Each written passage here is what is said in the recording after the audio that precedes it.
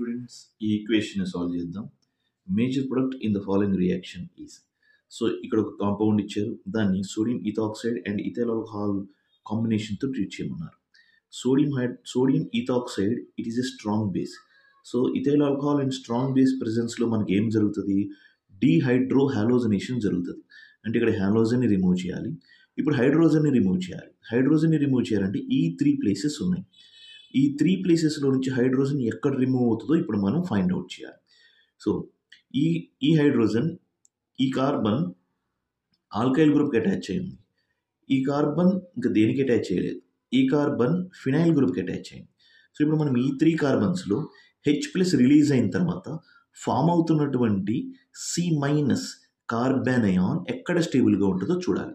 So ఇక్కడ H+ release అయింది అనుకోండి, ఇక్కడ నుంచి H+ రిలీజ్ అయితే ఇక్కడ C- ఫామ్ అవుతుంది. అంటే ఈ కార్బనయాన్ రిజొనేటింగ్ స్ట్రక్చర్స్లోకి ఎంటర్ అవడానికి ఇక్కడ ఫినైల్ గ్రూప్ ఉంది. సో ఇప్పుడు మనకి స్టేబుల్ కాంపౌండ్ ఇక్కడ నుంచి హైడ్రోజన్ రిలీజ్ అయితేనే మనకి స్టేబుల్ కాంపౌండ్ ఫామ్ అవుతుంది. సో ఇప్పుడు మనకి రాబోయే కాంపౌండ్ ఎలాగా ఉంటుంది, so CH benzene ring, CH double bond ఇక్కడ ఫామ్ అవుతుంది.